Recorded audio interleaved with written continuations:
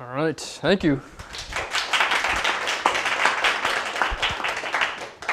All right, it's exciting to be in Plymouth. My mom and sister both went to university here, and my niece was just born at Spear, so it's nice. At least everyone in Concord thinks I've come far north, but you're not that far north. As people who went to our conference in Littleton found out, they're like, it's just beyond Plymouth, and they were surprised. I just want to give you a little background. I work for the New Hampshire Preservation Alliance, like Dick said. My job doesn't necessarily involve researching private homes or individual farms or anything like that, but in my 2 years there, I've listed about 35 buildings to the State and National Register of Historic Places, so it's given me a fairly good chance to dig into New Hampshire's historic resources and ephemera, and hopefully give you a good overview of resources that are going to be available if you have an old house and want to learn more about it. That said, because I have about 40 minutes or so to go through all these resources, there are far more in-depth resources that will discuss researching your house and identifying its architectural history from outbuildings to residences. So I recommend looking through any of these books. I know that myself and several preservation colleagues are always referring to them on our bookshelves. So there's a list in the back of all the resources that I'll kind of go through and recommend tonight. So if you don't have one already, go ahead and grab one, or you can just grab it on the way out.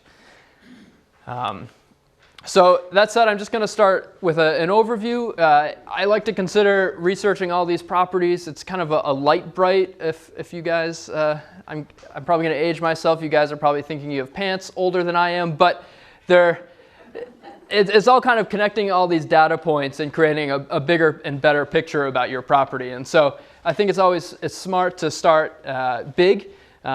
And recognize your town's history. And Plymouth has a fairly older history book, but there are also some resources on the back too. Sometimes I go to towns and history has happened since they were last published. But it's a good idea to just familiarize yourself with if your town has changed boundaries, or if your town has changed counties, if your town has changed names. So this is kind of Center Harbor's case, where you've changed multiple counties and multiple boundaries over years. So that being, once you go and start doing some deep dive into other history books and secondary and primary resources, you can kind of keep a list of keywords that will help you guide your research. In the scheme of starting out big and going down small, I think it's great to just look at the overall landscape of your house and figure out maybe what the architecture of the house says. What does the stone walls maybe explain about your property? Are there mature trees? Does it look like it was a farming place, or does it look maybe like it was influenced more by the industry that came to New Hampshire after especially the railroad in the 1840s, 1850s? So I'm going to use an example from my neighbor. There's no one lives there, but it's in East Grafton, and so we know it's in the village of East Grafton. It was an industrial village. They called it Bungtown for most of its life, until neighbors thought that wasn't a very pleasant name for their village. So they changed it to Pleasant Village, which didn't stick, and Bungtown won. So you can see this Millbrook here, aptly named because, like many villages in New Hampshire, this was the industrial part of town. And so there were at one point very many mills along dams in this area, and it really encouraged a whole new type of development that we don't see necessarily in, say, the center of towns. We're used to maybe more the common and the meeting house and a few older houses, but this was really a village that was influenced by the industry, and so most of the buildings are dating from the early 1800s, but really into 1900 when industry moved south. So we have an idea that this house here was probably influenced by industry. But then if you look on the landscape, and there's been a lot of interest in stone walls recently in New Hampshire. I don't know if anyone has played around with I think it's if someone could correct me, but the geology department within the Department of Environmental Service has announced this mapping tool that you can go online, and using LiDAR or radar technology, you can kind of trace all these stone walls in the woods. But anyway, so we have this stone wall feature here, and it's too narrow to be a road or to mark roads, but it's parallel. And so you can see on the LiDAR map, which I don't show, that originally up here was a pasture, and there was a barn on this end. So this was a cow run. So it suggests that the property was originally at least built for agricultural purposes, probably by a farmer or a carpenter for a farmer. So now we're going to play a game for architectural style. When I was in grad school, I had a professor that would pass out dollar bills every time someone got an answer right. But I work for a nonprofit, so you're not getting the dollars tonight, but you can get brownie points maybe. I tried to use some local examples. So really the first style that we see on the landscape in New Hampshire is federal. Yeah. Especially in interior New Hampshire, we're not really seeing a lot of Georgian architecture. That's really for the seacoast. And these are this is a fine federal example. 5 bays with a central hallway, a hipped roof, and usually with a finer federal, you're going to have a nice entrance with either a fan light and side lights, something that looks elegant and refined. Georgian was a little heavier, but the federal was about this kind of lightness. And then we move on. The wars of independence are happening over in the Balkan states, and America gets this really great idea that they can absorb some of that stylistic influence and create the Greek Revival. And this is really probably New Hampshire's most prolific building type, and that's partly because it seems very American. It's all about democracy, and this is hearkening back to the roots of democracy, but also the era in which the Greek Revival was the most popular was when New Hampshire farmers were prosperous for the first time, and that was because of the sheep boom. So suddenly farmers had money to actually put into their houses and make them look modern and nice. So Greek Revivals are usually typified by these pediments, and maybe there's some fan light or details in the tympanum here. Corner boards with recessed panels. You have large entablatures over the doorways. And then the color scheme, you're trying to, again, harken back to a stone. So it's usually more neutral colors, and dark green. This has vinyl replacement windows, but anything that moves was probably a darker color. So dark green or black for the sashes, the shutters, and the door. So it's supposed to look like, the Pantheon or the Parthenon. A little later, but still in the same revival spirit, we get a different type of, Gothic revival. And so this is marked by steep pitched roofs. You're going to start seeing these lancet windows. And sometimes, especially on churches in New Hampshire, we see a lot of these two styles combined, the Gothic and the Greek revival. And you'll see that on a lot of church steeples with the pinnacles on all 4 of the corners of the steeples, perhaps. And we definitely see a lot of lancet windows, or at least blind. They might put blinds or louvers in there to make it look like the window is lancet shaped, but it's not. It's kind of a poor man's attempt to be, again, modern and embrace modernity. This is in Southware, not to be confused with Northware or Nowhere. And then increasingly in the 1800s, people were getting all these romantic ideas, and more and more pattern books are being available to builders. And so design, and especially higher design, is more kind of approachable to the common builder. And this is a fine example, but this is in Chester. This is Italianate. Yeah. So we're starting to see a lot of bracketing. The windows have gone from lancet shape to more arch top openings. You'll see instead of clapboards, there's this flushboard appearance, which we sometimes see on earlier Greek Revival and Gothic Revival. It's meant to look, again, like stone. It's not clapboards. It's not so pedestrian, but it's fancier. We see a lot of these in storefronts, especially. They try to do the false front with the 3rd floor with these windows and bracketing. This is in Claremont. I had to take it before it was gone. It's still there, but this is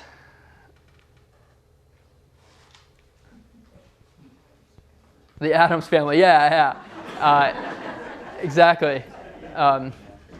So Second Empire. So this is more French inspired. So you're getting the mansard roofs. Still, you can see, influence of these styles. It's not hard lines. Everyone is kind of stealing from earlier styles. So you still get some Italianate details. And then even, later Victorian details in the porches too. But Second Empire. And then, we're going into the Victorian era. So Queen Anne style architecture. This is when people are really going crazy. They're trying all different types of window patterns. You see this is like 20/1. You're getting shingles and the gables to kind of delineate the levels of the house. You're getting porches with brackets, and this one doesn't have spindle work on it, but it's really a very extravagant style. Until about 10, 20 years, and people have to paint them, and they go a little more in the opposite direction. The pendulum swings. And this is, so we'll say shingle style, arts and crafts. You see this a lot. Episcopalians love this style, especially Episcopalians from New Jersey. So if we see these houses or churches in New Hampshire, it's probably because there was summer money coming up to that place and they were building a second home or a getaway. So again, natural materials, it's about trying to blend into the environment around you. This is in Canaan. And indeed, it's owned by Episcopalians from, Philadelphia, but close enough.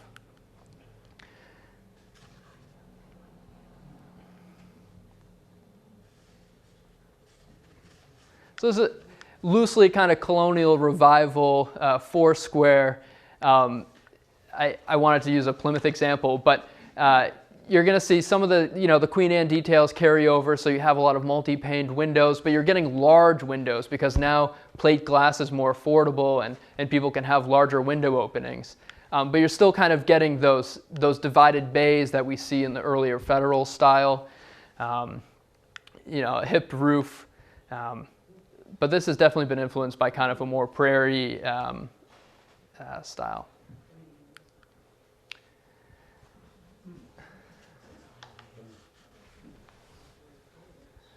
So we'll call it craftsman or bungalow.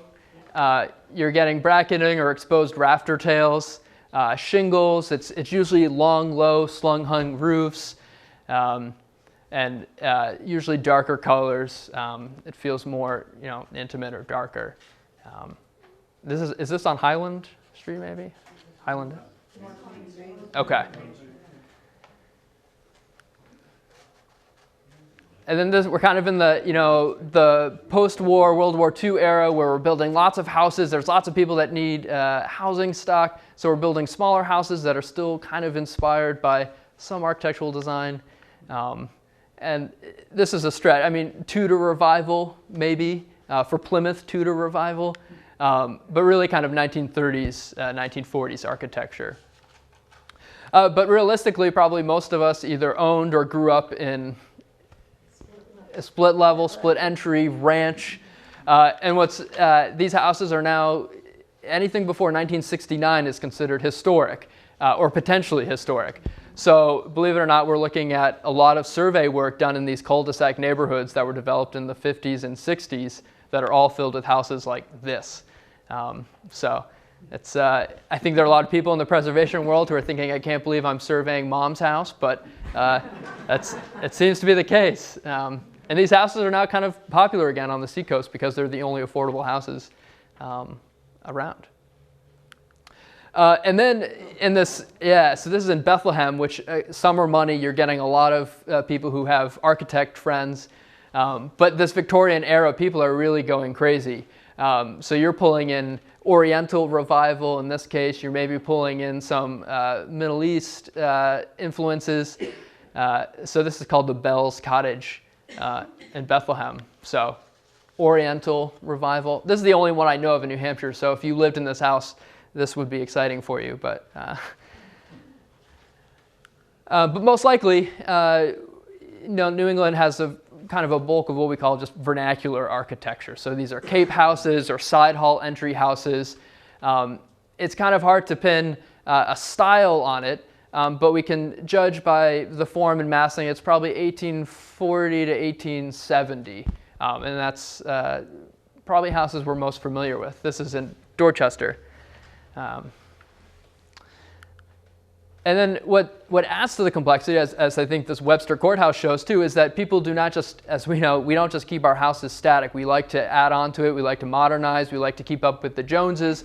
And so it's hard to just look at a house sometimes and say, this is definitely 1840 because, oh, maybe it has some Greek Revival influence. But, you know, someone said in the Victorian era, I really want a porch, and I'm going to add that onto this house. And we see that a lot, especially in the porch building era, is when you get a lot of Victorian and later influences going on to these Cape houses. And so a good example of this is anyone has ever been to Lebanon, downtown Lebanon on the Park. This is now the Upper Valley Music School of Music. And you look at it and you can say, well, you know, it looks like a federal house, right? It has this fan light. It has a Palladian window. It's got the 5 bays. But if you look at historic photographs, someone in the Victorian era said, I really want that porch. And so they built a porch. And you wouldn't really recognize it as the same house. So it's sometimes interesting to see what homeowners have done and then erased, because by the 1910s, 1920s, someone said, I really want to go back to how it used to look. And in the theme of colonial revival, they colonial revitalized it. And so they actually added this portico and they swapped out the windows back, except it's 6/1 instead of 6/6.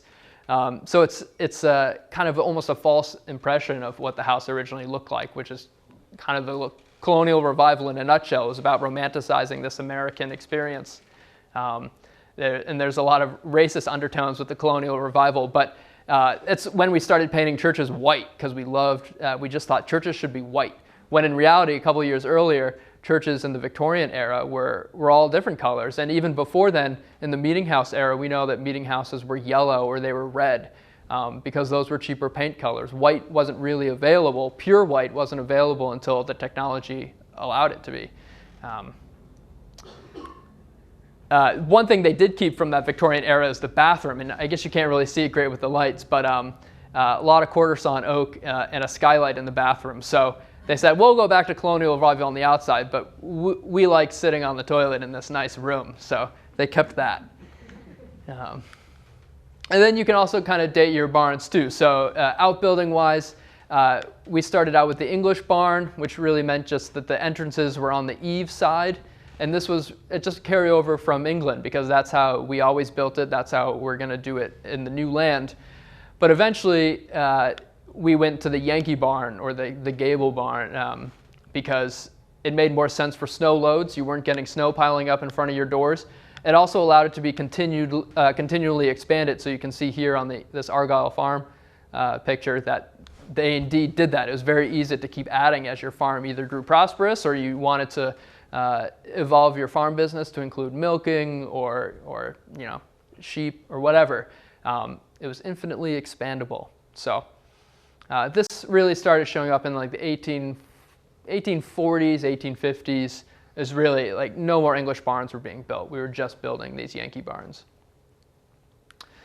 So if we go back to this East Grafton example, what style do we think this is? Yeah, Greek Revival. But again, kind of in this vernacular attempt at trying to be modern, right? This is someone from Grafton trying to be modern. So we have this pedimented front with this frieze band around the side. You have these wide corner boards, and you'll see this kind of trim detail a lot on Greek Revival houses.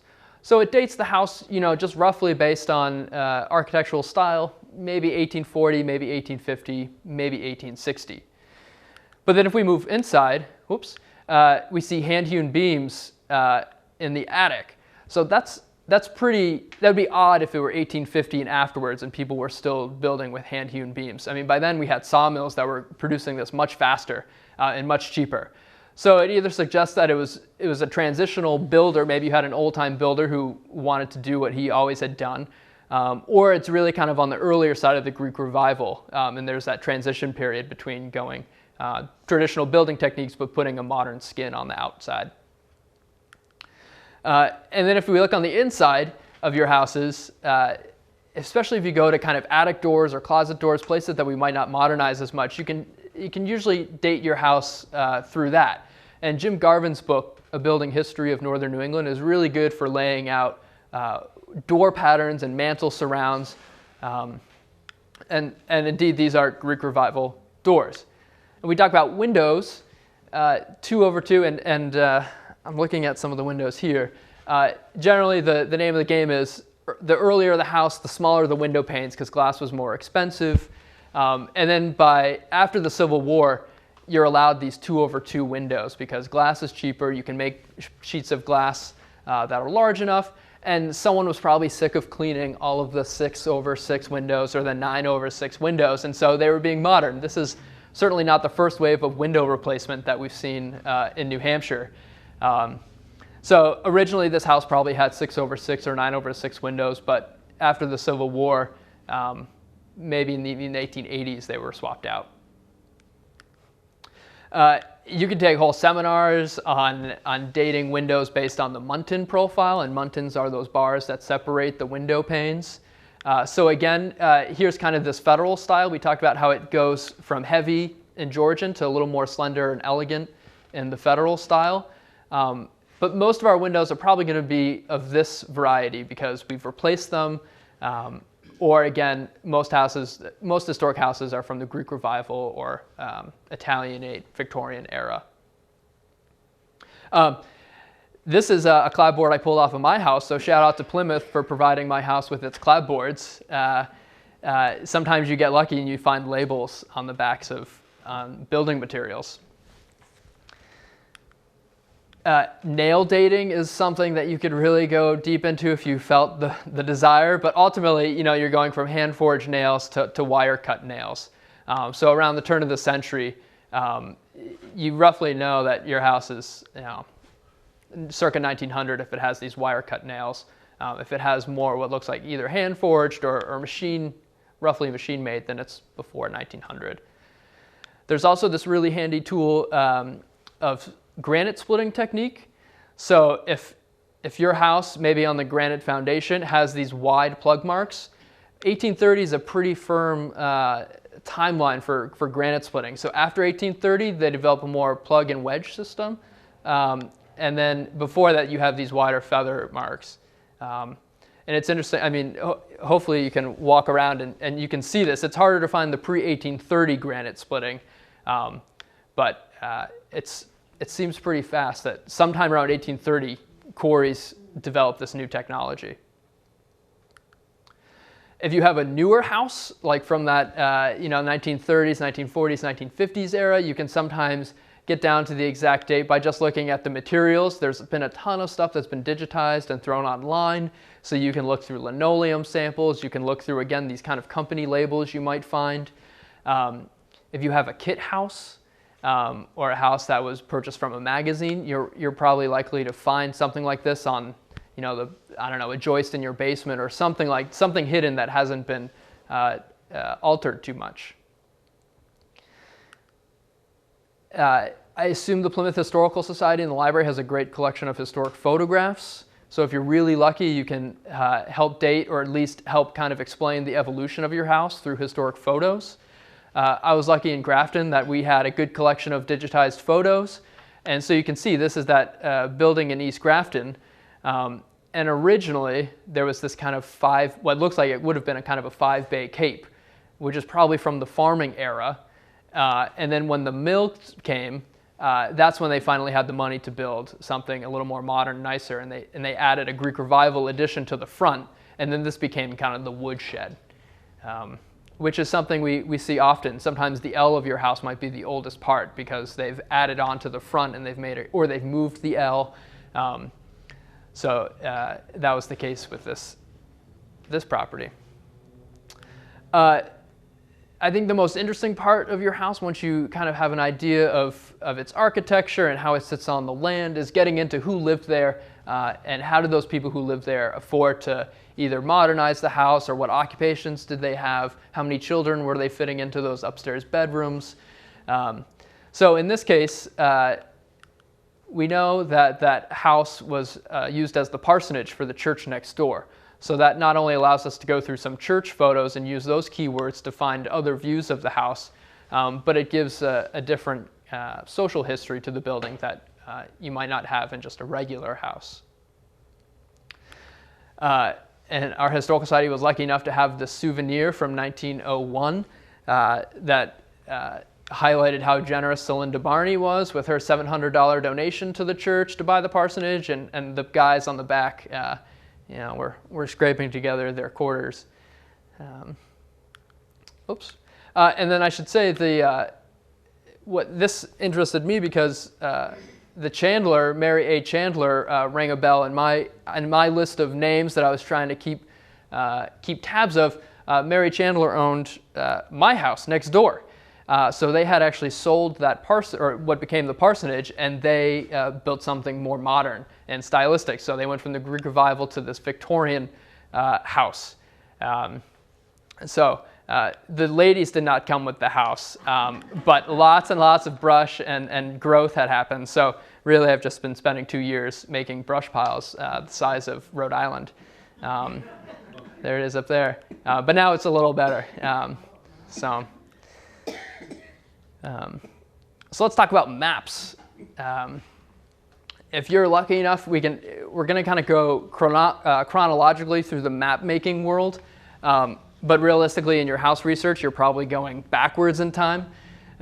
So a lot of towns, if you're lucky, this is in the Plymouth history book, but they'll have the proprietor's maps. So in your early deed research, again, if you're just keeping notes on a pad of paper, you're going to be able to figure out, especially in the early deed, your house might have been in lot 4, range 7.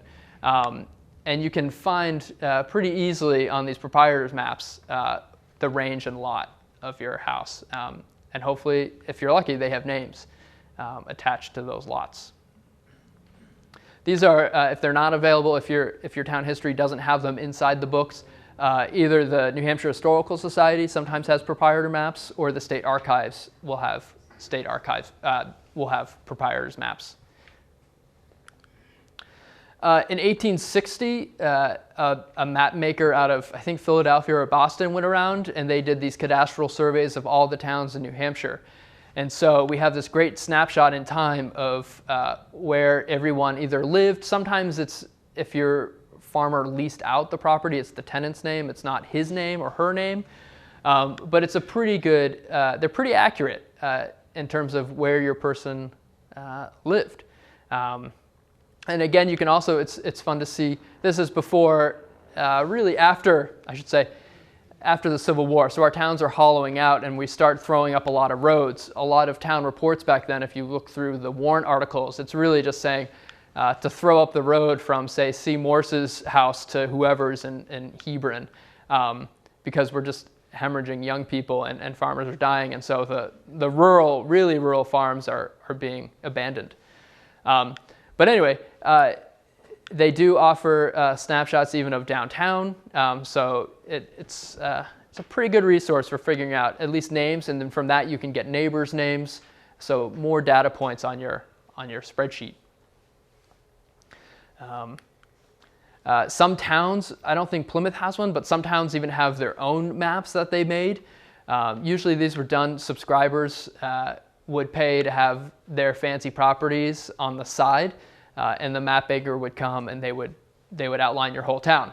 So this is in Canaan, and this is, I think this is even earlier than the Walling map of 1860. I think this is 1850 something. And what's nice is that sometimes you get those illustrations of the houses on the side, and they're cool vehicles out front, which I always equate to today. We would just we would outline all these maps with our fancy cars and houses. In 1890, about 30 years later, the Herd Company came through and they did a very similar survey of all these towns. So again, you can not only see kind of the hollowing out of the more rural part of Plymouth, but you get a nice, sometimes it's the same name, sometimes it's family names, but you're able to see the evolution of people living in your area. This is helpful for deed research too, if you kind of lose track of your deed, but you start recognizing neighbors' names, for instance. All these things will ultimately help you.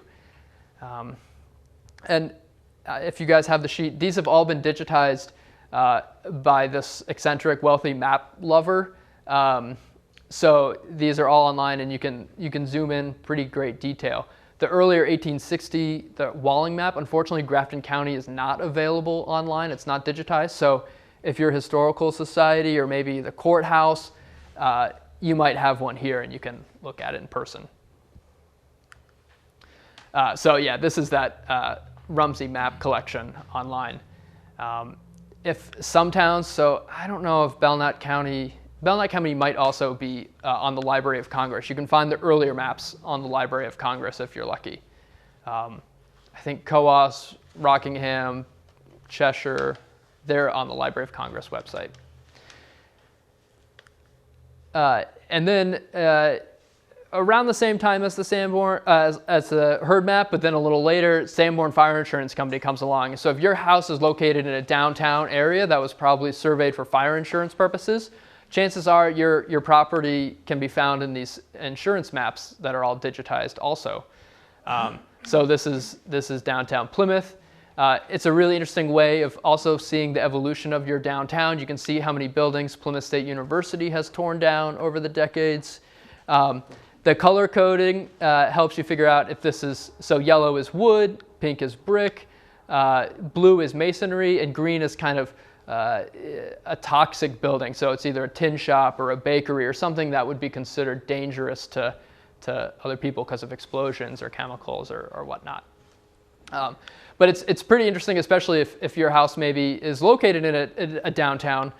You can see outbuildings, you can see porches. Because it's fire insurance related, you can find out where the local hydrant was. There's a lot of details in it that relate to, fire safety. And these are available all on Dartmouth College's website, also the Library of Congress. So we can zoom in. Here we are at the Daniel Webster Courthouse and downtown, the old Congregational Church. My mother was in college when it burned down, and she remembers it being a really big deal. It was very sad. So again, these are available at Dartmouth.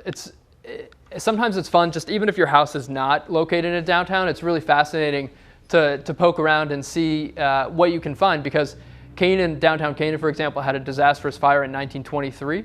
And so in the Sanborn maps before that year, you can see this very dense wood-framed downtown. And then after 1923, it's really hollowed out, and they try to space the buildings further apart. They're trying to create more park space and green space because they're there wasn't a lot of money to rebuild right away, but also they were very gun-shy about another fire. And then this is more about kind of your property and the land that surrounds it, but in the 1920s, 30s, 40s, the U.S. government paid for surveyors to go out and look for blister rust, which was an infestation on pine trees. And so it was affecting the logging industry. And so every town in New Hampshire, you had to go to the state archives for this. It's not digitized yet, unfortunately. But every town has pages and pages and pages of really detailed surveys of people's property. And so you can see stone walls, you can see where all these fields have started to grow in, you can see what's still forested, maybe what's still field.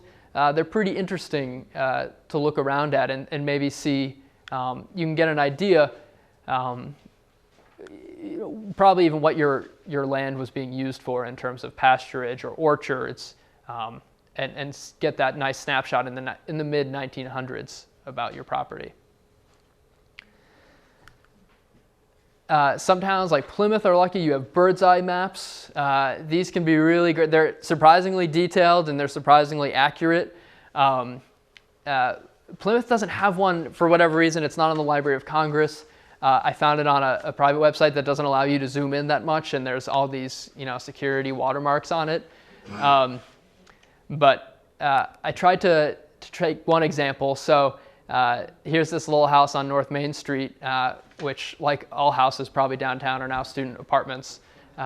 So unfortunately, unless you and like 12 of your roommates are still at Plymouth State, the bird's eye map in Plymouth might not be as helpful as, say, Tilton, or I think Ashland has one.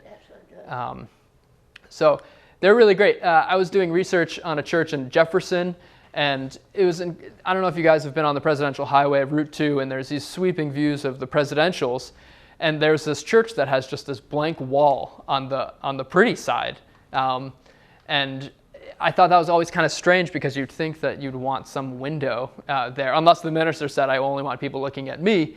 But indeed, on the bird's eye map of Jefferson, there used to be a rose window on the back wall that, for whatever reason, had been closed in over time. So sometimes the bird's eye maps are really, really helpful. Yeah, I was trying to find a good example, but again, university has demolished quite a few residences in downtown. So still on the social history track, a lot of good stuff can come from the census and from your deeds. So let's start with the census first, because deeds can be really tiresome and can sometimes lead you into really frustrating black holes. So the census is great for figuring out the name of your owner and their age. After some time, they start including more detail, like their occupations, if they can read or write, how much money they were making. So in this case, we're back to this East Grafton property. I know from the maps that a Cyrus Adams owned the house in the 1860s. So he probably didn't build it, but he certainly lived there. And he was a harness maker, and he lived there with his wife. And he lived there with also a Daniel Chandler, who was 21 and a harness maker. So he was probably an apprentice who he was boarding in his house. And again, if you remember, the Chandlers later bought this house, and then they built the new Victorian next door. So it's really interesting to look in the census records, because it's organized by address pretty much. How closely related people were, how incestuous some of these villages were. It's a really interesting snapshot of this microcosm of a scale that we don't really see anymore. So by 1880, David Chandler is living in this house with his wife and son, George, who also became a harness maker, and then a Myra Adams, who, it turns out, is Cyrus's aunt, I think, or his sister. So whether it was kind of, I'm returning the favor and I'm now boarding a relative of yours, or maybe there was some intermarriage in there and she was actually related to them too, I'm not really sure. I haven't done all of the genealogy on the family. But it's some of these cool details you can pick out of the census.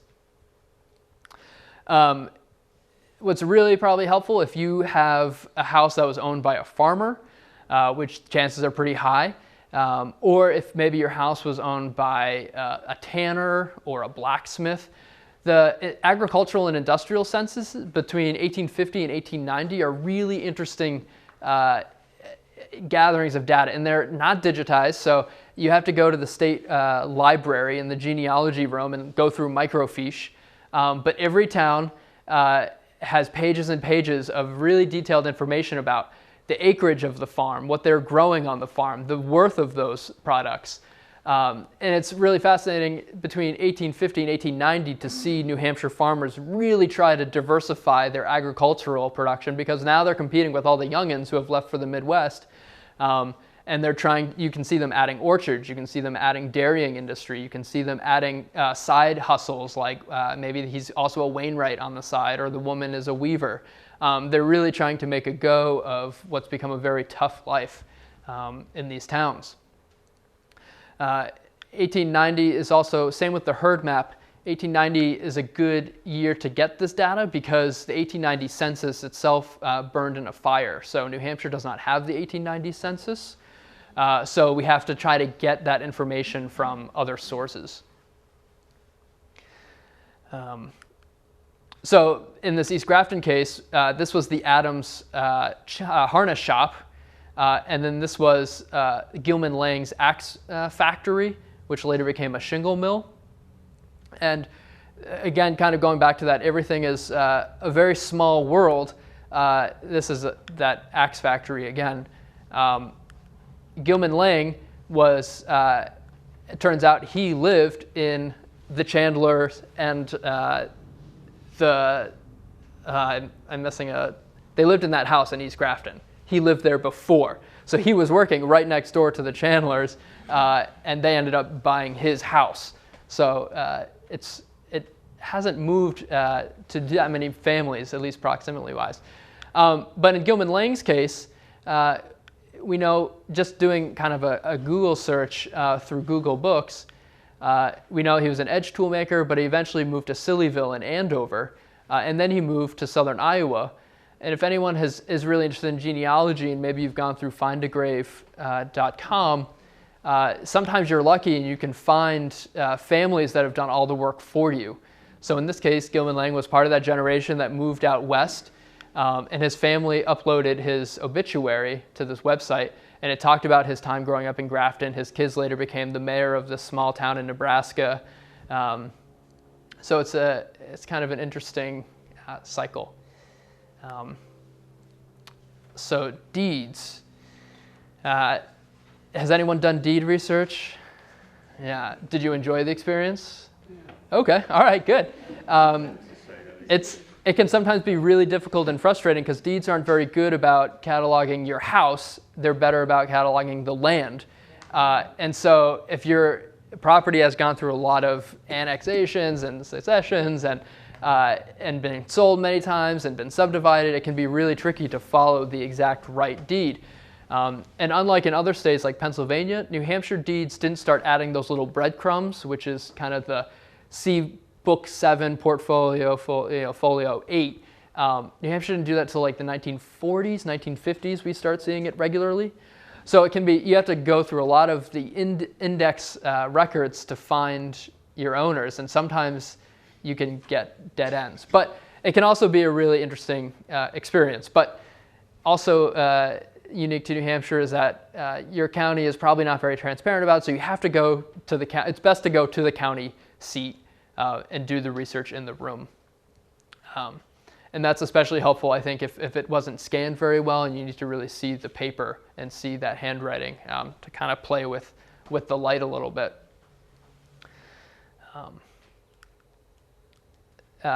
Again, this is where it comes in handy if you come into that dead end and you don't know how to move forward. If you have that notepad next to you and you know neighbors' names, or maybe you know from maps previous owners' names, you can go to the index, the grantee-grantor index, and you can try to find kind of moving forward a little bit in order to go backwards, if that makes sense.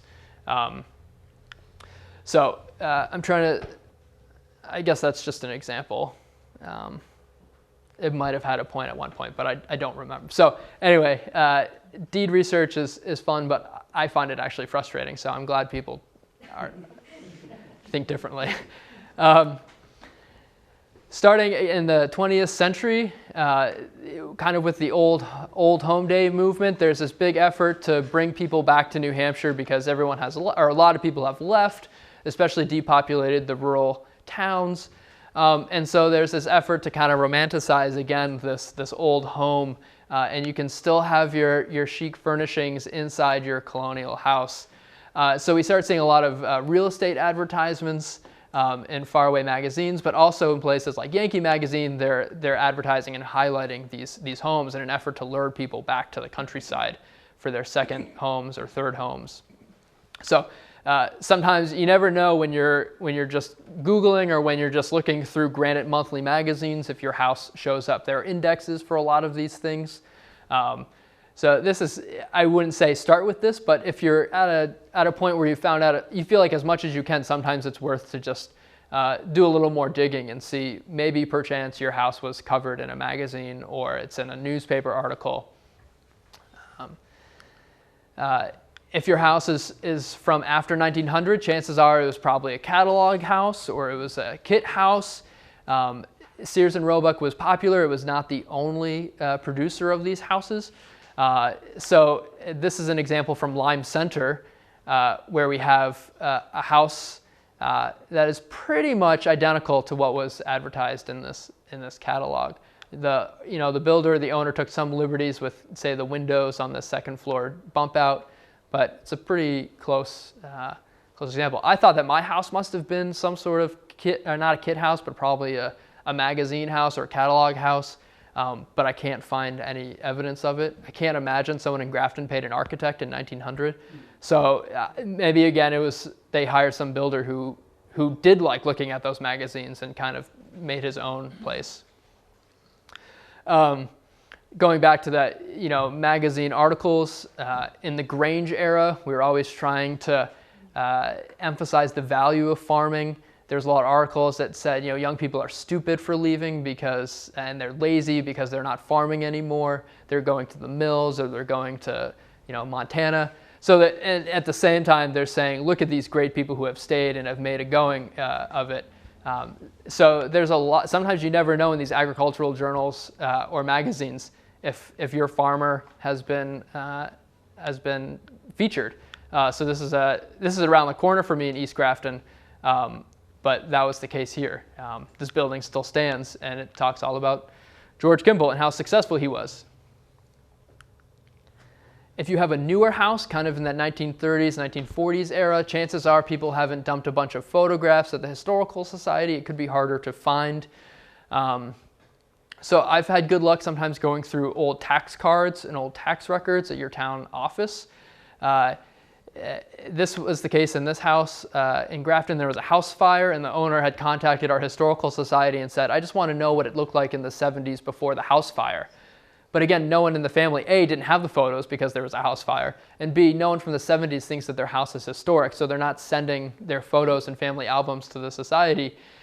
So the tax card was able to show, this is what the window layout looked like, and this is what the house was before the fire. This is that East Grafton parsonage again, and you can see up until the 80s, it still had the series of barns. So it's a good kind of snapshot in time. If you're in a place like Plymouth, I think Center Harbor even has directories, but your city might have, or town might have a directory.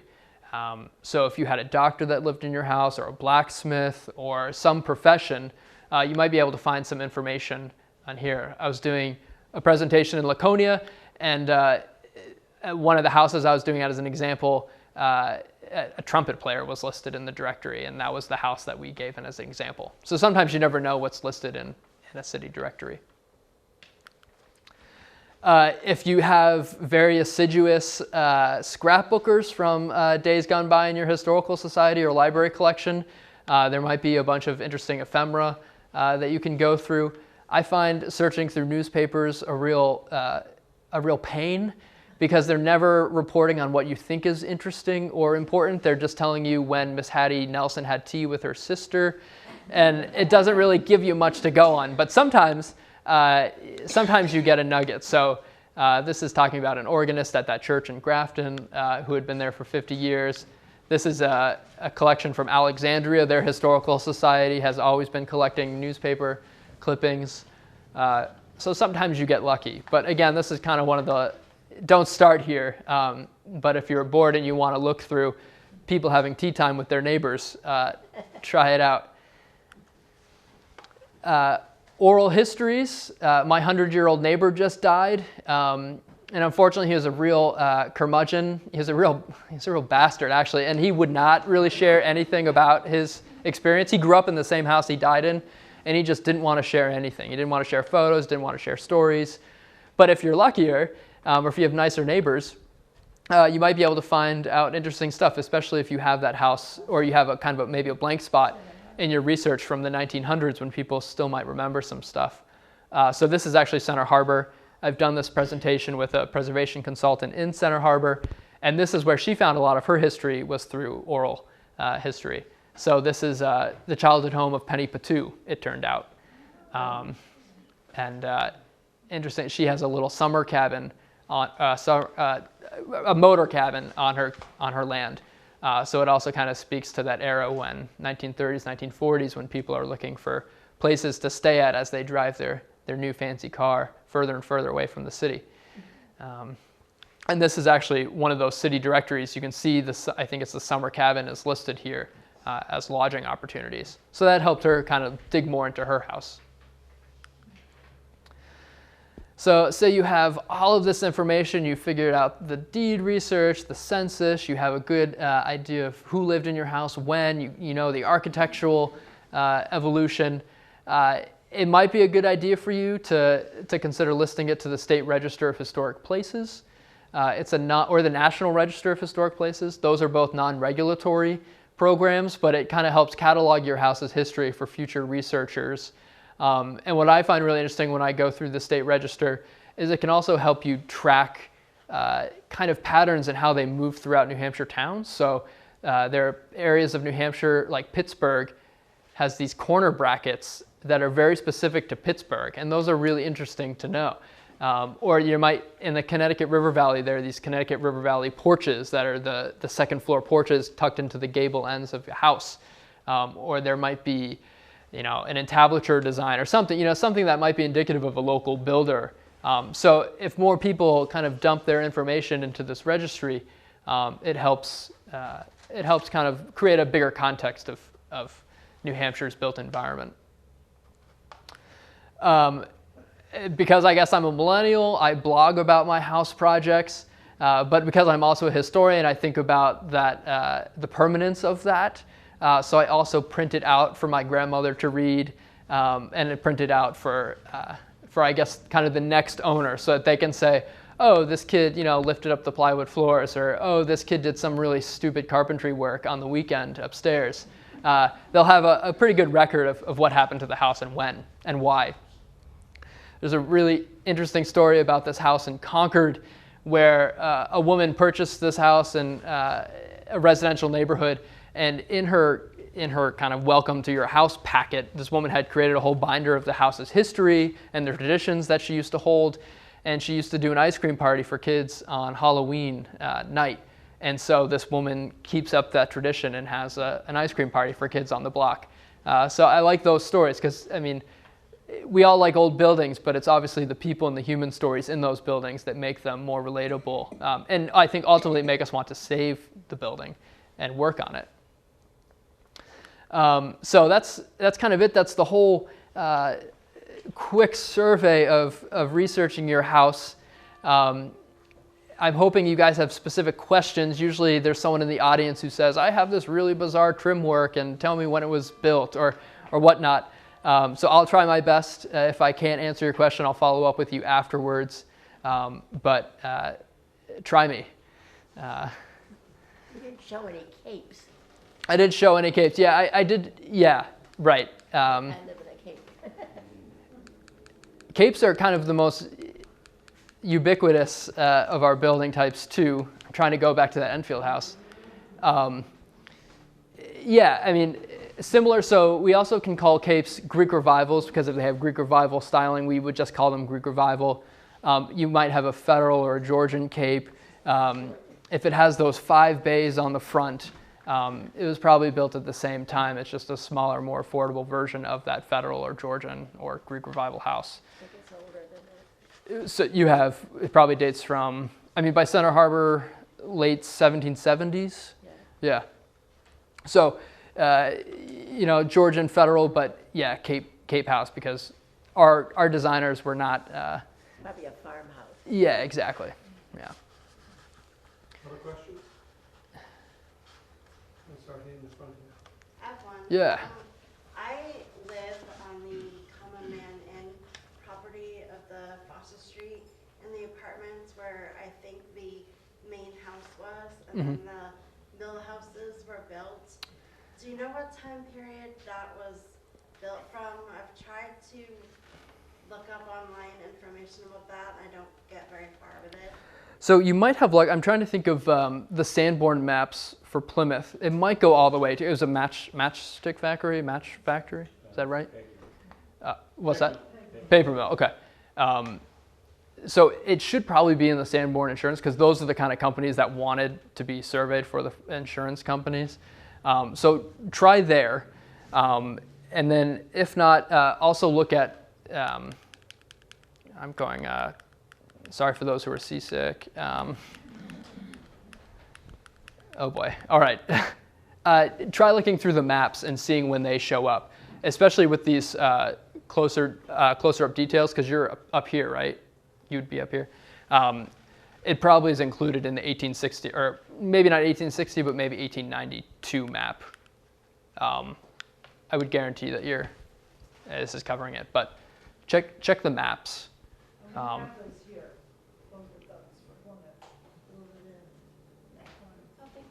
Yeah, I mean, we see mill housing generally built, I mean, the 1880s is when a lot of mills are starting to also develop housing for their mill workers. So I would guess between 1880 and 1910 is probably when the property is built, but I can't picture it in my head, and I don't know if the Historical Society or any members here can think about. Okay.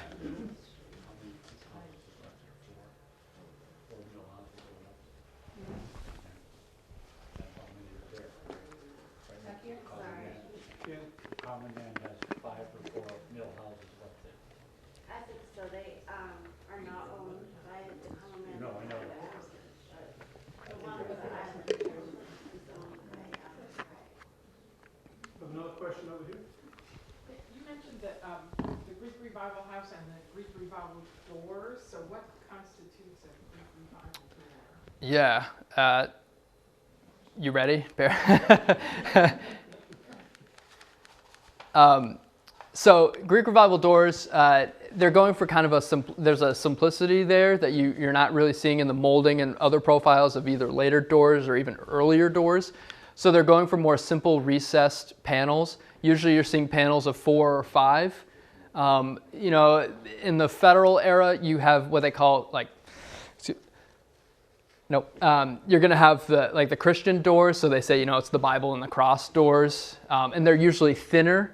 But by the time the Greek Revival comes around, they're probably doors that are being made in, even a local factory. So they're generally thicker. The joinery is a little different, but generally look for the number of panels and also the simple profiles of those recessed panels.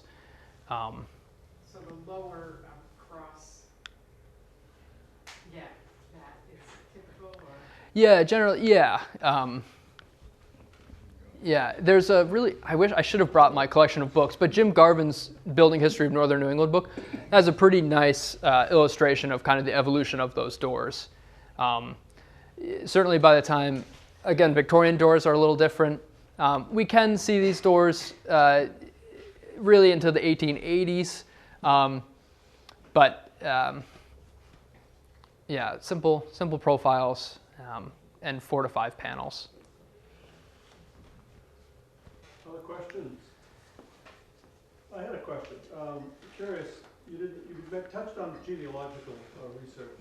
I often combine deed research with Ancestry.com research on individuals, and it pulls up a lot of valuable information.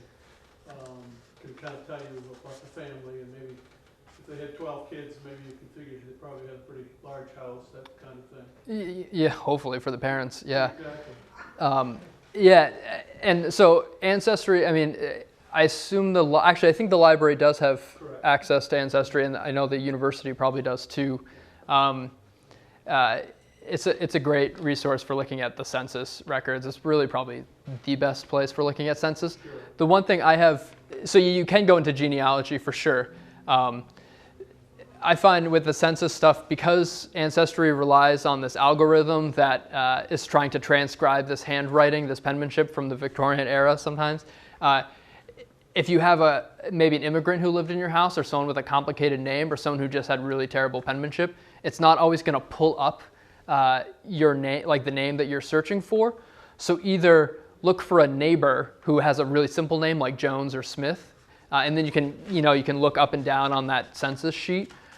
Or it's possible on Ancestry to just download your entire town's census record, and then you can go through and based, again, either on names you recognize from the maps or deeds, you can find your person that way. Because sometimes the technology just doesn't pick up the names. Other questions here? Yeah. A question, currently, what seems to be, what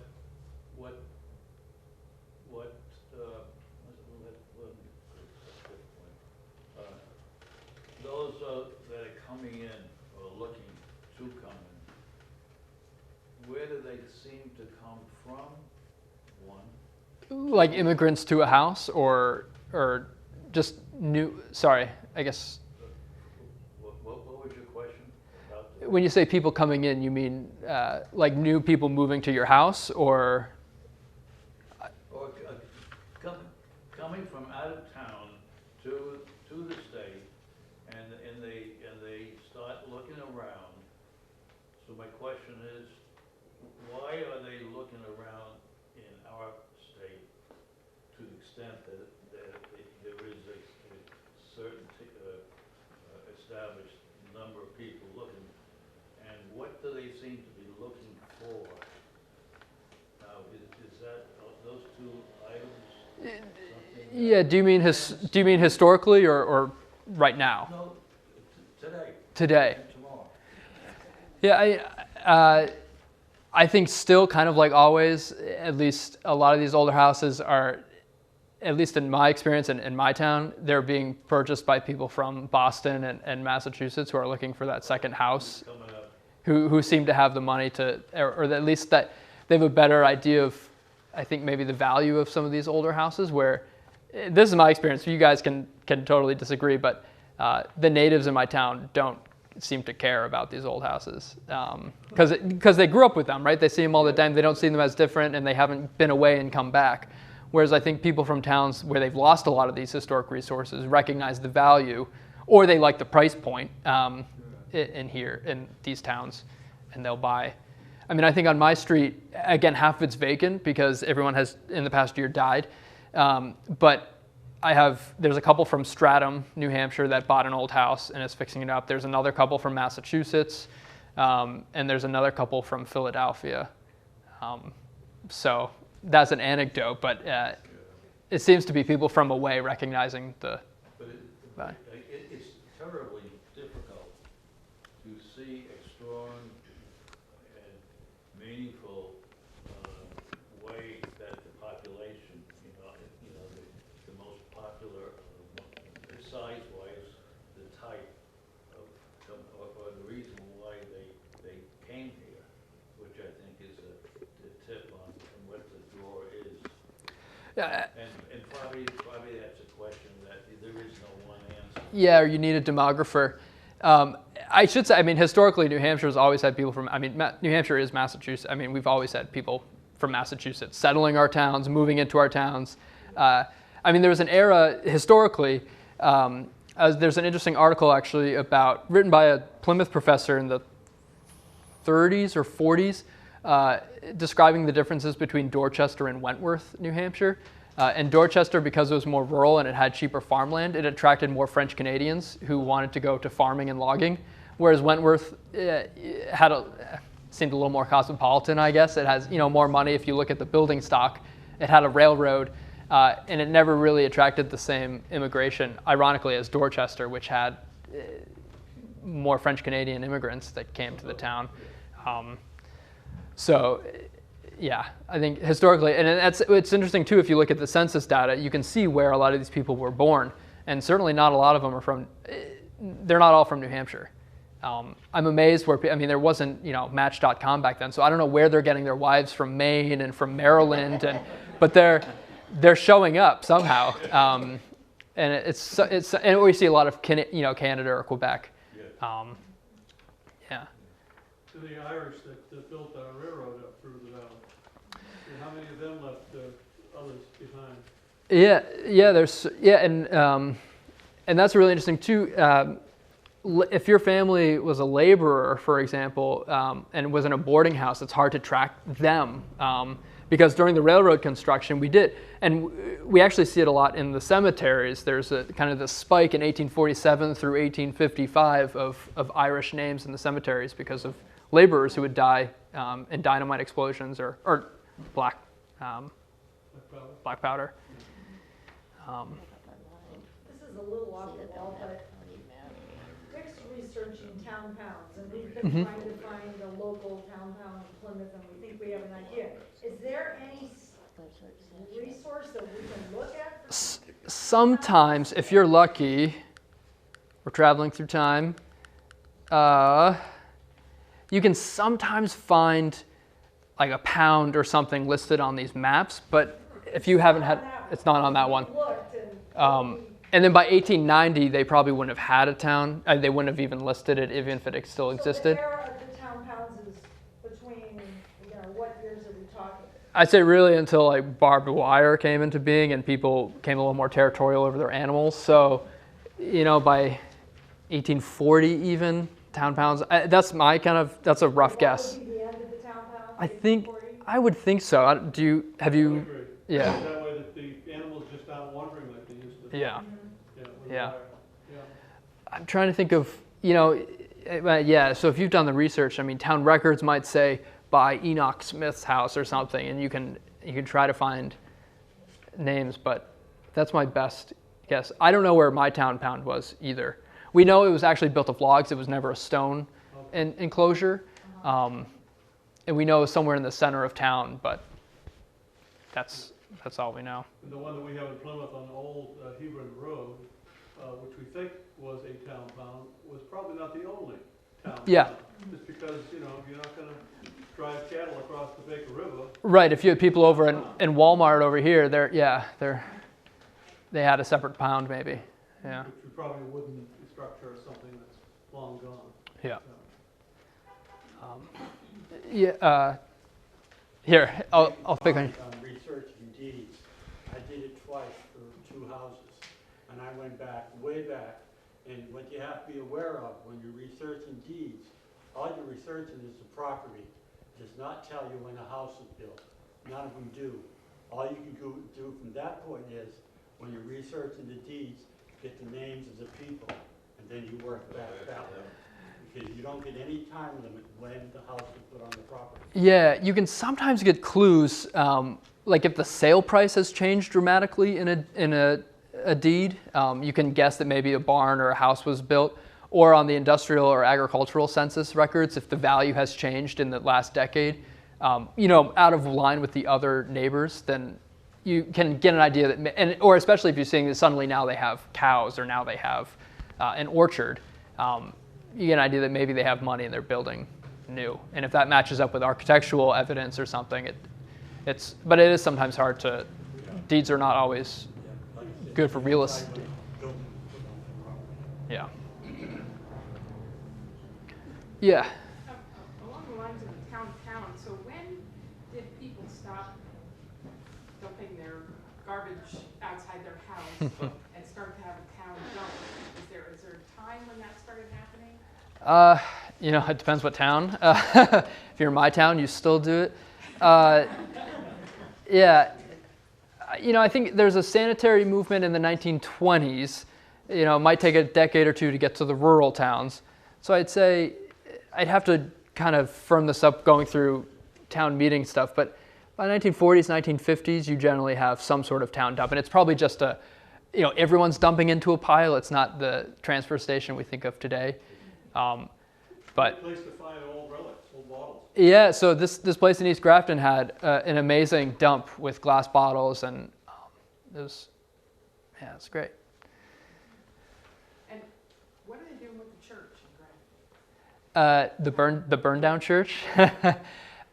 So my group, Mascoma Valley Preservation, we have a purchase and sales we're signing next week, and we're going to be putting a roof on it, getting rid of the purple and the Free State paraphernalia, and we're looking at converting it into the expanded library.